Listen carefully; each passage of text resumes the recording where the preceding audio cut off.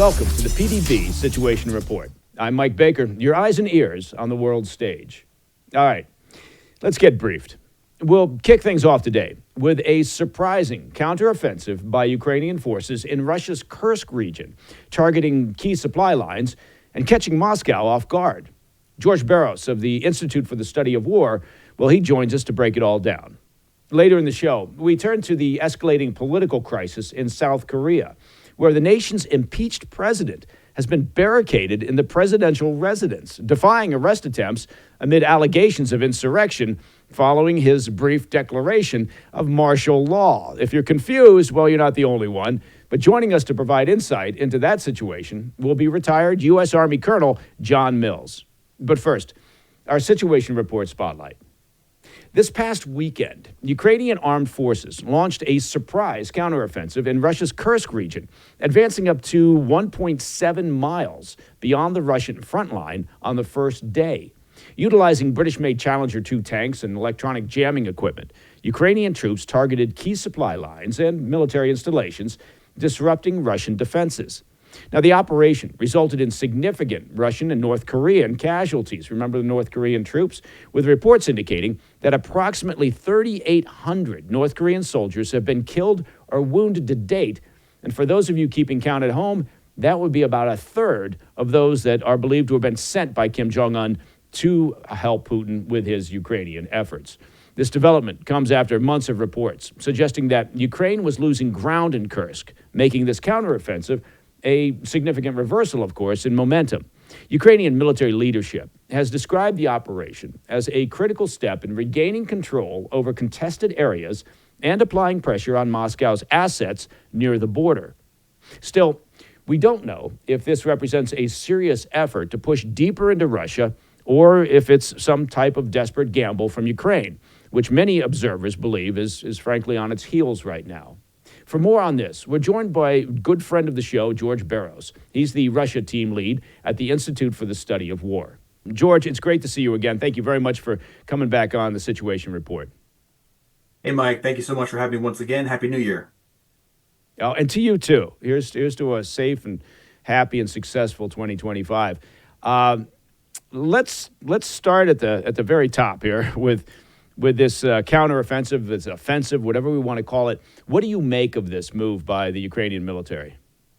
Absolutely. So, look, over Sunday on January 5th, the Ukrainians resumed offensive operations in the Kursk salient across the international border within Russia. This is the first time that the Ukrainians have gone on the offensive, really since fall 2024. For the last several months, it's been the Russians going on the offensive and slowly whittling away at the Ukrainian gains. What I want to say so far is that this attack, it's been pretty small. We assess it to be at about a battalion size. Maybe we've seen 2 to 3, maybe 4 Ukrainian companies going in, but it's actually fairly small. On the first 24 hours of the offensive, the Ukrainians managed to move tactically.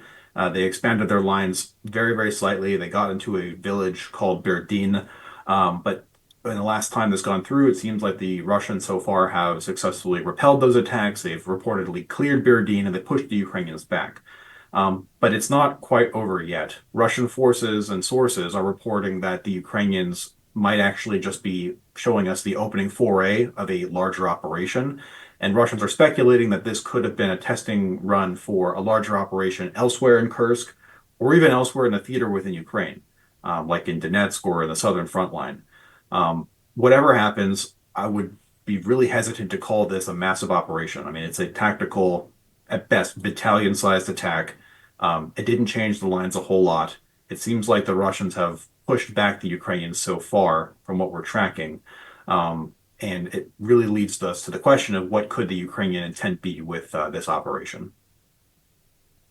Okay, well, yeah, that was going to be my question for you. I mean, based on all your experience and what you're seeing right now, what's your best educated guess as to their reasoning? Sure. I don't want to speculate too much and maybe erode Ukraine's operational surprise, but I see a couple patterns that are interesting. The Ukrainians tested out some interesting tactics for this attack.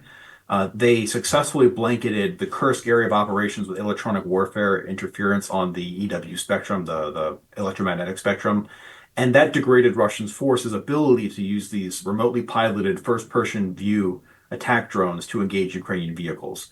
We saw the Ukrainians moving in these little tiny mechanized platoons with maybe 5 to 6 vehicles, a couple of tanks here and there.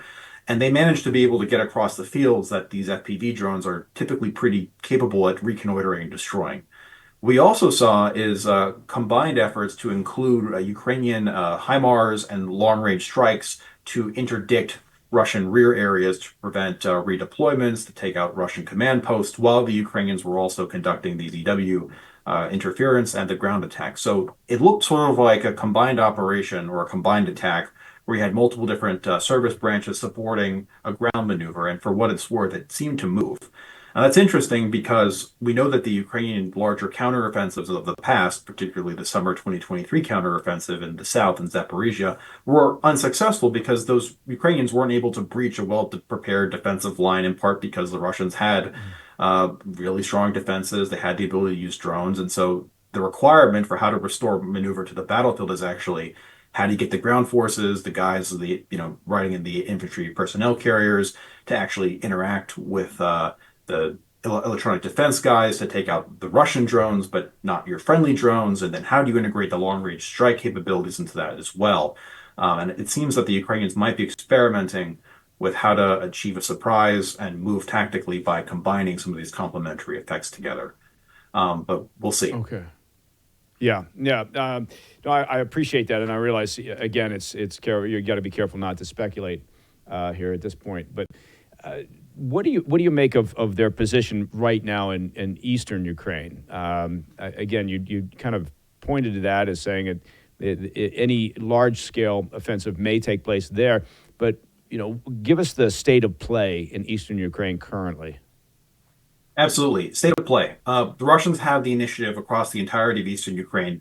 The Russians have been attacking and they've conducted very intense attacks throughout the last quarter, late 2024. But the Russian advances really, they picked up in September and October. The Russians, for example, across the theater, they used to be taking about an average 30,000 casualties, killed or wounded per month. But in October, November, December, that kicked up to about 40 to 45,000 casualties. So they really were trying to push hard. In December, however, the rate of Russian advance in eastern Ukraine slowed down. It was already fairly slow to begin with. I mean, we're talking about the Russians taking a year to cross about 50 kilometers of fields and losing 5 armored divisions in the process of doing so. But it's been slowing down. And I'm not yet prepared to say that the Russian great defensive in eastern Ukraine that's been going on for the last year has culminated, but they're getting closer to it. The Russians have not notably seized the operationally significant town of Pokrovsk. The defenses there have held up so far, so good. Over the course of the year, the Ukrainians have managed to also hold the other tactically important town of Chasiv Yar, which is defending the flank of the operationally important town of Konstantinivka. And Russian forces have been losing a tremendous amount of combat power at rates that are just not sustainable. I mean, if you look at these rates and you think about Russia's ability to continue at this tempo of operations to push forward for another 6 months, 12 months, 18 months, particularly with the vehicle losses, which are very hard to replace, it makes us think that, look, Putin really is kind of on a knife's edge because if we continue to sustain the Ukrainians in this fight, the Russian tank is just going to run out of gas eventually. What do you make of currently of estimates for Russian casualty losses on a daily basis? Sure. I think our current running assessment based off of Ukrainian figures estimates that in 2024, the Russians lost a little bit north of 400,000 killed and wounded casualties. And when you aggregate that across the amount of square kilometers, also a little bit north of 4,000 square kilometers that the Russians gained, net average is about 103 casualties per square kilometer gained, which is pretty horrific and pretty terrible. Now, I oftentimes will hear this narrative that the Russians have 140 million people. Doesn't matter how many people you kill, the Russians will just send even more. And that's just simply a myth. That's not true. People are a finite resource, and what we see now in Russia is actually Putin is sacrificing the health of the economy in order to sustain his fourth generation within Ukraine. Look, Russian people, you can either serve in uniform in Ukraine or you can work at home in the domestic economy producing GDP for your nation. but you can't do both simultaneously. And if you're killed and wounded, you also can't do either. The Russians currently have a labor deficit of about 1 million people. Those are people that aren't able to work. And look, as long as they continue to lose 30 to 40,000 people a month, that's even fewer workers to be able to go and support the Russian economy and let alone sustain, killed and wounded veterans' families. And those numbers, that 30 to 40,000 monthly, that is, as you just pointed out just now, that's a combination of fatalities and wounded, right? That's correct. Yeah, killed and wounded combination. You typically would expect a 3-to-1 casualty or wounded to killed ratio, but together that's the total casualty count. And look, Putin, he's probably going to have to call mobilization at some point. I think it's a question of time. But even if he calls mobilization, it's not a perfect solution because you're just going to be robbing Peter to pay Paul. You're going to have to take people from the factories, from civil services, from a variety of things within Russia that will not be able to contribute to the Russian economy. And the Russian economy is doing really poorly right now. I mean, there's hyperinflation. Well, also, I mean, not sorry to interrupt, George, but not to mention just how unpopular a large-scale mobilization would be within the Russian population. Yeah, absolutely. I mean, Vladimir Putin can scapegoat and shirk responsibility for a lot of his political decisions by blaming it on a minister or a governor or a general. He cannot do that for mobilization.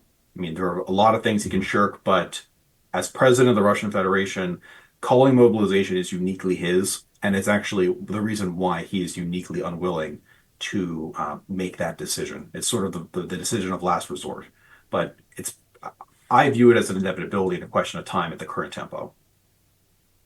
We've got a number of other things to cover here, George. I mean, including, and I want to dip into what you just referenced, which I suppose you could categorize as, what is the Russian population's, thought process right now? What's their morale? What do they think of Putin's war?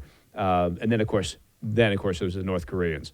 But if you stay right where you go, don't go anywhere, don't leave, don't just stay right where you are. And we'll be right back after a quick break.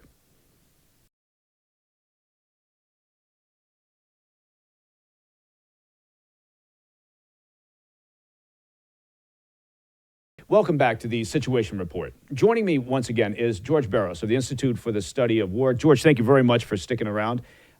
We've got a lot of other things to cover here when we're talking about the Russia-Ukraine conflict. But let's talk a bit. And I know that this is, I suppose, a soft science, trying to interpret the mood of the Russian population. But what's your assessment there? Well, look, there's basically two good polling agencies within Russia that are independent, and the polling data suggests that the Russian people are increasingly less willing to support Putin's war. They will, of course, continue to do so because they live in a deeply authoritarian state, and the average Russian does not really have the ability to challenge the authorities. But they're looking for a way out. Hundreds of thousands of Russians have been killed or wounded. There is widespread shortages of basic commodities. I mean, the price for butter is up by 25%. There are widespread egg shortages. Russians have a lot of cash. That's actually part of the problem. The Russians are flush with cash because everyone has these handouts from the government for going to go fight in Ukraine.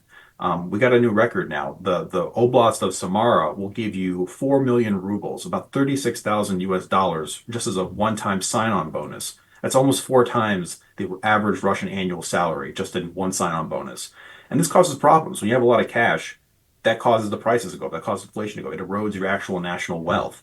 The Russian Sovereign Wealth Fund has been systematically chipped into to keep supporting and funding the Russian defense industrial base. And so really, the Russians, they're feeling the brunt of this war economically with their people, with their demographics.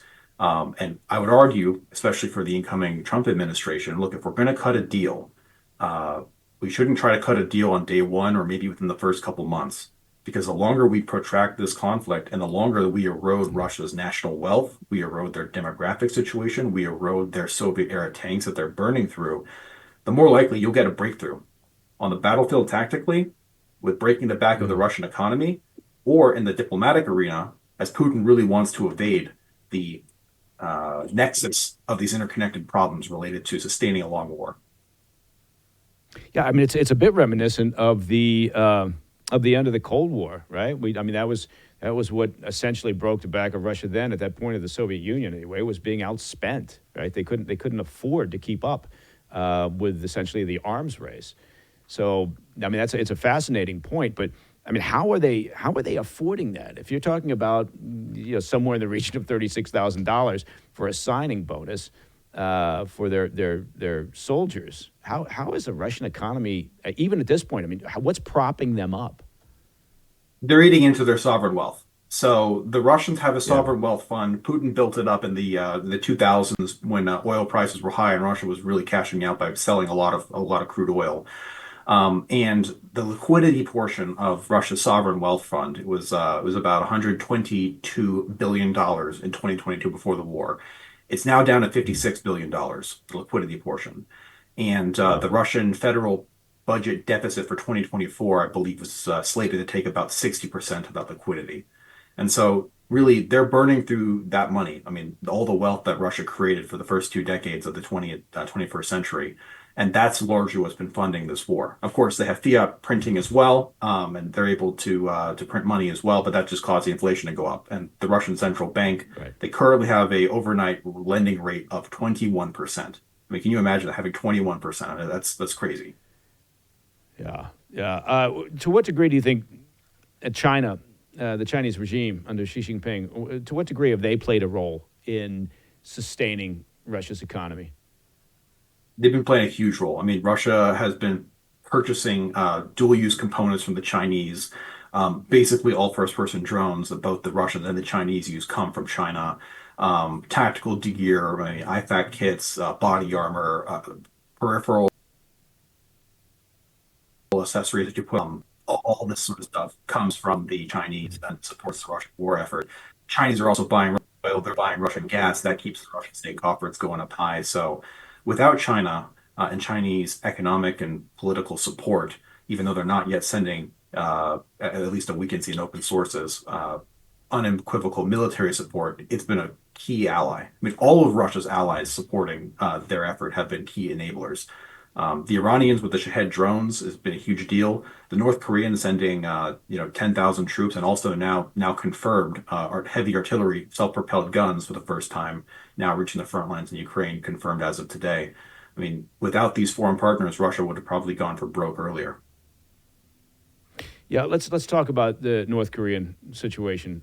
How effective, in your assessment, have been the North Korean troops that have been sent up that way? That's a really difficult to assess. And the reasons why it's difficult is because from the limited combat footage that we see North Korean units being used in a way that I think is effective, but effective in that it helps you get tactical gains, it helps you storm across fields and get from windbreak to windbreak, but it comes at a tremendous loss of human life. And it's effective insofar as, Putin can augment his own force generation system with these foreigners and offset the requirements of having to generate Russians. But, let me talk about the tactics. The tactics are not, I would not describe particularly effective. We see North Korean special forces and North Korean airborne infantry being used as tactical dismounts. So they are operating without vehicle support. They are typically sent in storms and maybe platoon-sized groups to go run across fields and just anchor down and storm stuff. And the Ukrainians kill them in droves, but they also manage to use their mass to be able to achieve tactical objectives, capture villages, capture fields. That is a tactical success, but it's perhaps a Pyrrhic success. So they're not being used in any sort of special forces operations, raids, or any sort of complex combined attacks or vehicle support or anything like that. But it's just more mass for the machine. And look, if the Russians can get 10,000 North Koreans on a regular basis, I mean, that can offset up to a third of their monthly casualties. And I think it's my assessment that Putin doesn't want the one-time delivery of just 10,000 North Koreans. He would like to make this a regular contribution to his overall resources. Yeah, you would have to assume that Kim Jong Un's not going to get any pushback from his population over this development, over sending additional troops to Russia. Have you heard anything in terms of, because they're not doing it? It's not pro bono, right? It's not because Kim Jong Un is doing it out of the goodness of his heart. So have you heard much about I think Kim's the probably getting a exchange? pretty good deal out of this. Yeah. What is he getting out of this, do you think? Well, he's getting money. He's also getting technologies that are sensitive. He's getting support with spaceborne technologies, with satellite sensors. He's probably getting ballistic missile and advanced missile technology support. There's also been speculation that he might be getting submarine technology support as well. And so what the Russians are doing here is they're giving cash and they're giving technology exchanges to really help the North Koreans achieve what the North Korean military would like to achieve in their theater. It's a really interesting point. Going back to something you said earlier, in terms of advice for the incoming administration in the U.S. to not be too quick to rush to the settlement table, right? I mean, because right now it appears, and correct me please if I'm wrong, which has happened on occasion, that Putin seems to feel as if still he's in the driver's seat. His conditions that he's thrown out there for perhaps a negotiated settlement are unacceptable from Ukraine's point of view. And so you could argue that Ukraine needs to change the current dynamic in order to negotiate from a position of strength. So I take your point, which is, if you rush into a settlement right now, it could be a very bad deal. Absolutely. I mean, because Putin is on a collision course with having to call another mobilization, with them running out of their Soviet era tanks and armored personnel carriers by close to the end of this year, with Russian inflation and the erosion of their wealth becoming worse. And so, what I would tell the future president is, look, Putin has offered zero concessions. Like, if you actually look at what he's still demanding, he wants the original set of demands that he had when Russian troops were on the doorsteps of Kiev back in March 2022. And I'm sorry, Mike, but look at a modern map of the battlefield and look at where the Russian military is now. He's in no position to be making those sort of high, lofty demands. In fact, if we're going to Right. broker a deal, it should be a deal that benefits American interests. And actually, it should be not us making preemptive concessions to just get to the table, but it should be Putin making concessions to get to a deal. And in fact, I would argue that if Putin is going to continue to put up this front and be an aggressive negotiator, as is his right, as he should, I understand why he does it, then the president should simply say, okay, that's great. I see we don't really have the terms for a deal. Let's see how you're doing in 6 months, and then return after Yeah. another, 120,000 Russians are killed or wounded. Their wealth is that much more degraded. Their inflation gets that much worse, and they come closer to running critically low on their Soviet era tanks. I mean, the Russians only And produce and the about and the 20, population 25 gets tanks a month. and the population gets continually disgruntled and more upset. I mean, I think it's a really important point, because you have to imagine, what is it that Putin fears? Well, obviously he fears what every despot or dictator fears, which is losing power, losing control of the population. So if the economy continues to head south, and he does have to do a mobilization, all those things, continue to degrade public support. Now, again, to your point, what can the population do? It's not like they're going to rise up and start holding daily protests in a large scale manner. But that alone, that fear of losing control of the public, could be the one thing that forces Putin to the table with what would be considered appropriate terms. Absolutely. I mean, the imperfect analogy is that we're sort of looking at like a late 80s, like an 1989 scenario where the Soviet Union looks like this incredible menace. I mean, you had recently had a war in Afghanistan and them funding insurgent groups in South America and Africa and elsewhere. But really, if you look at all the indicators for how is the Soviet economy performing at home, how are people doing at home, is the Russian defense industrial base actually sustainable? And then all of a sudden, when you do the post-mortem, when it suddenly breaks down in a sort of dramatic and unpredictable way, you realize that all of the indicators one could collect about Soviet life, about Soviet economy, about how the internal organs were functioning was quite poor. And I see parallels similarly that actually, despite the messages that Putin puts out there, launching these intermediate range ballistic missiles in Ukraine recently, and all this stuff, having to go to the North Koreans and the Chinese and the Iranians and the Houthis for basic support. I mean, this actually is an indication of weakness, and we gotta keep him. Yeah. We gotta keep his feet to the fire. Yeah. No, very, very interesting. George, listen, you are a wealth of information on this critically important subject. And I know that we're going to, plus, you know, a lot of big words, too. So I know we're going to have you back if you're willing. George Barros, Russia team leader at the Institute for the Study of War, as always, thank you for joining us here on the Situation Report. Thank you for having me, Mike. Always a pleasure. Talk to you soon. Take care. All right. Wow. There's a lot to unpack there. All right, coming up next, South Korea. Speaking of other complex situations, South Korea's political crisis takes a dramatic turn as officials attempt to detain the nation's impeached president, who remains at the center of a standoff at the presidential compound. Retired U.S. Army Colonel John Mills, well, he's joining us to give his thoughts on this unfolding crisis. Stick around.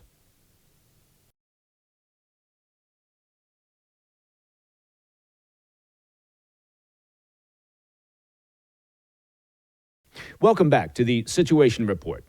South Korea is in the midst of a political crisis as impeached President Yoon Suk-yeol remains barricaded in his Seoul residence. Yes, barricaded, defying arrest attempts following his brief declaration of martial law back in December. Now, authorities, including the Corruption Investigation Office for high-ranking officials, yes, they have one, have faced significant resistance from Yoon's security detail during efforts to detain him on insurrection charges. Now, acting President Choi Sang-mok has urged law enforcement to execute the arrest warrant while minimizing violence, expressing his concerns over potential clashes between police and the presidential security forces. Meanwhile, public opinion is divided, with protests both supporting and opposing Yoon outside his compound amid freezing temperatures. As the situation unfolds, concerns about potential violence and its impact on South Korea's political stability continue to grow. For more on this, we're joined by retired U.S. Army Colonel John Mills. Colonel, thanks very much for coming on the Situation Report. We appreciate it. Oh, thank you, Mike. Always an honor to be on the show with you. I appreciate that, and that makes me question your judgment. But let's start with this South Korean hoo-ha. Tell me about this. The president who's been impeached, refuses to come out of the presidential compound. Well, this is an absolute lie, what's being told on legacy media. He's part of the People's Power Party, People Power Party. They have 100 of the 300 seats in the National Assembly. Now, Yoon declared martial law. Everybody goes, the classic lie here is, oh, martial law, it was bad. And hey, martial law has a bad history in Korea or Taiwan, but this is not that. And this is where most people, it's a total lie and they get it wrong. The polling of the PPP has actually gone up and has gone up significantly. It's about to surpass the Democrat Party, which is the opposition party. Sound familiar? Now, he declared martial law, which is actually, it's in the Constitution. He can do that so that he could raid the National Election Commission, which makes the National Election Commission in Korea makes Fulton County, Georgia election board look fair and clean. So this is a total lie. The whole reason the Democrat Party has 200 of the 300 seats in the assembly is because they stole them. And so he declared martial law like he has authority to in the Constitution. Now, he got outvoted and it was voted down, but he had enough evidence already from the National Election Commission. So it is a total lie, really ignorant. Everybody goes, oh, yeah, martial law. Yeah, Korea. Oh, yeah, like what happened in 1983. Yeah, this is not that. OK, total lie. And what shows you is even though we have 28,000 military there, Goldberg, the ambassador, and Brunson, the Army 4-star, are totally cut out of the loop. Just because we have a large military presence doesn't mean we really know what's going on there. Why? Because they don't trust the Biden team. They don't trust the Biden team. I don't blame them after what happened to Bolsonaro in Brazil. So this is a total lie. He's got to wait. I mean, we got to show support. I was on the War Room. We made the front page news. Steve Bannon and I reporting on what's really happening, and it really has emboldened the PPP, they showed up in mass to block the arrest. No, they're calling it an insurrection. This is not an insurrection, and they're using the corruption police to make an arrest. The corruption police have no authority over something called, if you want to call it an insurrection, they don't have any authority over that. Okay, they're the corruption police. So this is a lie. So where does where does it go, John? I mean, because I don't see. I mean, it's not a good optic for the White House, regardless of who's sitting in there, to suddenly throw their support behind someone who. I mean, again, I understand what you're saying, and I agree, but I'm just the optic of the White House saying, well, we're now supporting the guy who declared martial law, and also, by the way, who's barricaded himself in the presidential compound. I don't know that you get the White House to do that. So where does this go? Oh, well, we wait till January 20th, and we actually have a functioning president in office. And that's what Yoon is doing. I mean, that's the PPP, and their polling numbers are going up, and the Democrat Party the Democrat Party are going down in Korea. It's a lie what is being told and fed to people. This is and Lee calls the U.S. an occupation force. Those are fighting words in South Korea. You don't use that expression in South Korea. There are too many. They have great respect for the Americans who died and the South Koreans who died, keeping the country free from the communists. Lee actively, and they've been flying in Chinese. The reports of Chinese nationals being involved in the pro-impeachment rallies, they're off the chart. So this is a total lie. What's going on? There's a disagreement going on. That would be right in line. That would be right in line with the Chinese regime's practices and behavior is to be providing a variety of types of support to those protests that were taking place following the declaration of martial law. Now, is there any media inside South Korea that is covering this from your point of view in an appropriate manner, or are they all just all in on the standard narrative? No, there's several newspapers, and I can get you the list of them that are covering this appropriately. But there's a real problem, just like we have a legacy media that has dominated the narrative for years. Same over there, and the Democrats over there. They are called the Democrat Party. And if you look at the history of them, a lot of the Democrats, it almost sounds like Hillary Clinton or Bill Clinton or Obama growing up with their really Marxist training and inclination and background. This is a proxy conflict.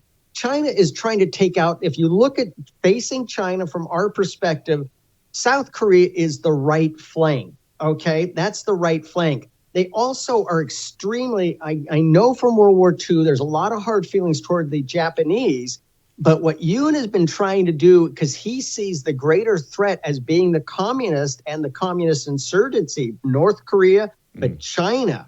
And he's been developing close, I know for years, and I was involved in a lot of these, it was really hard to have the Japanese and the South Koreans in the same room. A lot of hard feelings from World War II. I get it. I understand it. But Yoon has really tried to really build a solid alliance with the Japanese and the Americans at the same time. And that's why the Chinese are making their move. And that's why because number one thing that Lee of the Democrats want is he wants the American THAAD missiles out. Why? Because that's the number one thing the Chinese want. They want the THAAD missiles because that degrades. No, that degrades. That strength. I'm sorry for interrupting, John, but before I lose my track of thought, which happens more and more often, and I don't know whether it's a product of age or not, but the strengthening alliance between Japan, South Korea, and the U.S. It clearly has pissed off the Chinese regime, Xi Jinping. And absolutely. So you can see their responses in a variety of ways now to that. So what is Yoon's plan here? Is it simply to sit tight, stay in there barricaded until the inauguration in the U.S. and hope for a better result? Absolutely.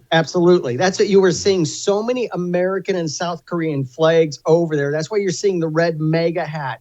This is a proxy conflict in so many ways. And they're charging them with what?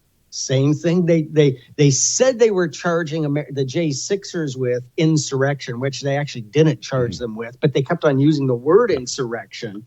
So this is a proxy. This mirrors what we're going through and have gone through until we are able to beat down the globalists inside of America. So this is exactly what's going on. So as soon as Trump comes on board, he can Trudeau, Lee, and all the communists over there. So that's exactly what's going to happen.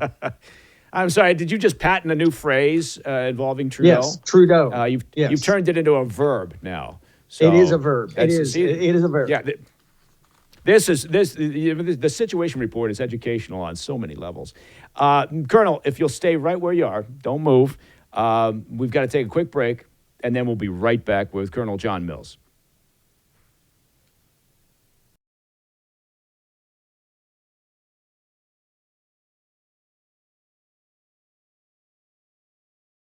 Welcome back to the PDB Situation Report.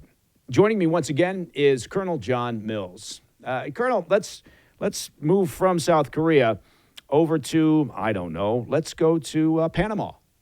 At what point are we going to take back the Panama Canal? I mean, it was a very interesting press conference that the president-elect Trump gave not that long ago, talking about the importance of the Panama Canal and the importance of ensuring that we have control over it in some fashion. Tell me what you think is going on there. Why suddenly is he bringing up the Panama Canal? Well, let's get things first straight. Raul Molino, the new president who was sworn in on July 1st in Panama, let's get things straight here. The guy is actually a populist, and the guy is actually kind of pro-U.S. He's just having to deal with an absolute horrendous U.S. State Department that has ignored Panama for 25 years. Do you know how many times, and you know what Panama's number one needs are? Their bridges, their roads, and there's railways. And do you know how many times a U.S. civil engineering firm since the handover in 2001 has responded to a request for proposal from Panama that's put them out many times since 2001? You want to know how many times a U.S. civil engineering firm has responded to bid? Zero. I'm going to go with zero. See? Zero. See, I knew it. Zero. Yeah. Now that Panama was on the one of the big deterrents for a U.S. civil engineering firm to even respond was for so many years Panama was blacklisted as corrupt. They're off that list. They came off that list. But it's kind of a two-edged sword. Okay, they're corrupt, but therefore we're not going to let any Americans go down there. Well, what happens? The Chinese move in. After a while, the Panamanians go, well, hold it. You know what? You guys, zero. Zippo, nada, zilcho. Did an American firm respond to a single request for proposal? Well, no wonder the Chinese have moved in. We created a vacuum. And then Aponte, the U.S. ambassador, what is their number one priority? Transgenderism. So we go to all these darn conferences. We lecture them on transgenderism, and the Chinese come in and now they built kind of crappy roads and bridges, and they haven't delivered on everything. But they've been there. Roads. Yeah. They need bridges. They need infrastructure. And we've been a ghost in Panama since the handover. And the enduring treaty that took effect after the handover, three elements where the United States was supposed to be involved and essentially ceded, surrendered, and walked away. One is the proper operations of the canal, okay? The security of the canal and the neutrality of the canal. And again, we walked away. So we got to get this straight here. What happened? We're digging out of a 25-year hole of nothingness. We did nothing. Okay. Now, well, I mean, John, you could argue that look, that's been the pattern of activity in South America, Central America for decades, right? We've had a tendency, a variety of administrations, to ignore or act as if it's just not important to put our top resources in that region, and then we get what we get, right? Which typically is governments coming in that are hostile to U.S. interests, or as you pointed out, the Chinese regime coming in, which they've been doing now for years, not just there, but also in Africa and elsewhere, doing just that. Increasing their presence, building infrastructure, whether it's crappy or not, and locking down permits for a variety of rare earth and critical minerals. So I think Panama is just one more example of that. Yeah, we got to participate. This is ridiculous. If I had $10 for every time a State Department employee, when I was in a bilateral or a multilat with Central or South America, the number of times of, well, they don't like us. They have all these bad memories of death squads, and we're just going to kind of sit here and listen to them. We're not actually going to, I literally, the number of times that happened in different things, and I just about wanted to choke out some of these State Department dweebs who would say stupid things like that. I mean, it was like, that wouldn't go. No. That wouldn't go over well in the meeting. That would not go over well in the meeting. And I also like how you said if I had $10 for every time, which is really inflationary. Yeah, inflationary. Yeah. So we'd have enough for a good meal together, Mike. I mean, it's ridiculous. Yeah, there you go. They have this bizarre worldview that why even have a State Department? Why even have a State Department if we're gonna when I went down to Panama, one of the dweebs I was down there with Ann Vandersteel and Michael Jan, and somebody from the embassy came out because they wanted to talk to us, and I said, well, okay, here's the deal. We'll be happy to talk, but it's all going to be on the record. Okay, we're going to be on the record, and we're going to be able to talk about it. And the guy goes, well, I got to get approval on that. And he goes back. He goes, oh no, that's okay. Loser. Yeah. That's gonna take 12 layers of bureaucracy, Colonel, to get that approval. But look, if we look at what Trump is doing, and I think this is a classic example, though, in terms of what the immediate reaction from the media, of course, to his comments about not just Panama Canal but Greenland, was the typical pearl clutching that you get from the media, because they take everything he says literally, right? Rather than understanding the personality of the person who's now going to be stepping back into the White House and thinking, well, maybe these are negotiating tactics. So maybe he's talking about these things for a specific reason, and you shouldn't perhaps just take everything he says literally. Mike, I don't know about you. I took negotiation classes both as a special operations officer and as a U.S. government civilian. I took a number of professional negotiation classes. A good friend of mine who was a career foreign service officer, we were talking about this. I said, well, how many times did you take a negotiation class? Because you were responsible for all this complex negotiation. You know what his answer was? I'm going to go with 0. 0. See? We're on the same track. And this is the typical Harvard Belfer Center imperious attitude. What do I need? I need a professional class of negotiation. I bought a car. I bought a house. I know how to negotiate. No, that's a loser. No, how can we put people in charge of complex negotiations that have never actually been trained on negotiations? I mean, this is ridiculous. Yeah. This is insanity. Let's move if we could, because there's so much going on in the world. And look, we're only a few days into 2025. So I think that you and I are going to be sitting down talking on the Situation Report and elsewhere numerous times during the course of this year. But let's move to another development, another issue. And that would be the vulnerability of undersea cables, critical to infrastructure globally. But recent damage done to subsea cables near Taiwan. What do you make of that? Yeah. Well, the Shunsing 39, that is actually a ship's name. It's about a 5,000-ton crappy little coastal freighter that off of Keelung Harbor, that's only about 300 feet of water. They've had plenty of experience in the Baltic busting up the Chinese ships like the new Polar Bear. I mean, who in the bloody world is in charge of ship naming in the Chinese Communist? New Polar Bear. It sounds like a Seinfeld episode. I mean, hey, come on now. Who doesn't love a polar bear? Come on. Everybody loves polar bears. Especially a new polar. Anyway, what do you make of these? Yeah. Oh, this is when I was in Taiwan in September, and I met with several of the professors at the kind of their version of MITRE. I mean, the kind of their version of MITRE or RAND or the Aerospace Corporation. I met with their think tank, and they said, John, we're going to get quarantined within 6 months, and their first move is going to be they're going to cut the undersea cables.